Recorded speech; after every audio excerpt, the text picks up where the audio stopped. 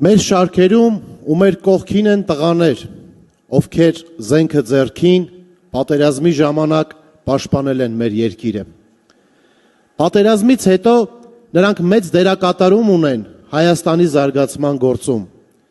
Սա մեր հստակ դիրքորոշումն է։ Այս տղաներն արժանի են լավագույնին։ Նրանցից է իմ ընկեր Էրիկը Եղյան,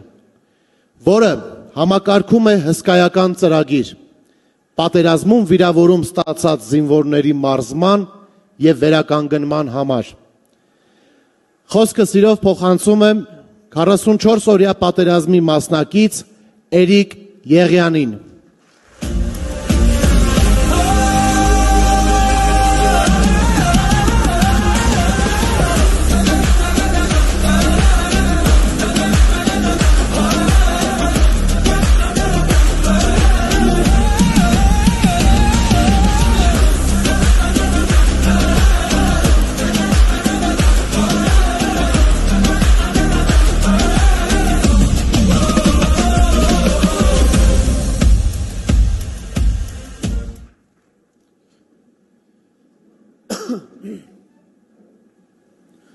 Հարգարժան պարոն Ծառուկյան,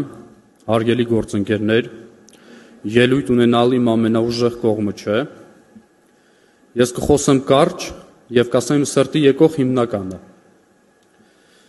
Վերջի տարիները մեր երկրի և ժողովրդի համար ծանր էին։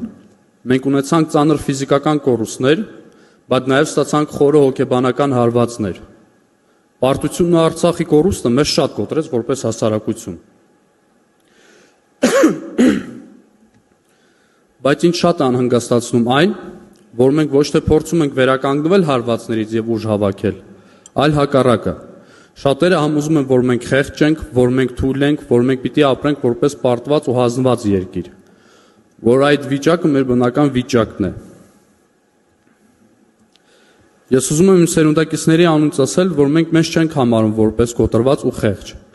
Մենք որպես ժողովուրդ, որպես զինվոր, որպես հասարակություն չենք պարտվել։ Պարտվել են սխալ որոշում կայացնողները։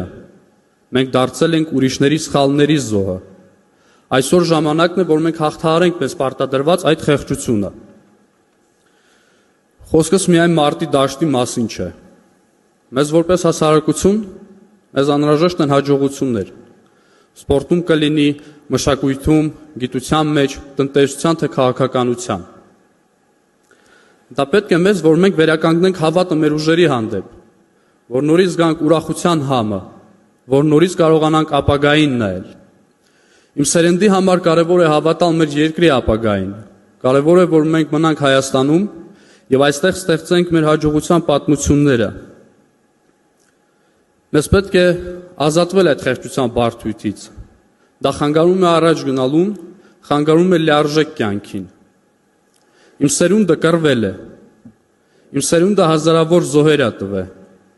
իմ սերունդը խեղճ չէ։ Մենք մեր երկրին դեռ շատ տալու բան ունենք։ Մեր աշխատանքով, հմտություններով, բոլոր ոլորտում մեր պայքարով։ Ու դա պիտի անենք սիրով և մեր ուժերի հանդեպ հավատով լի։ Շնորհակալություն։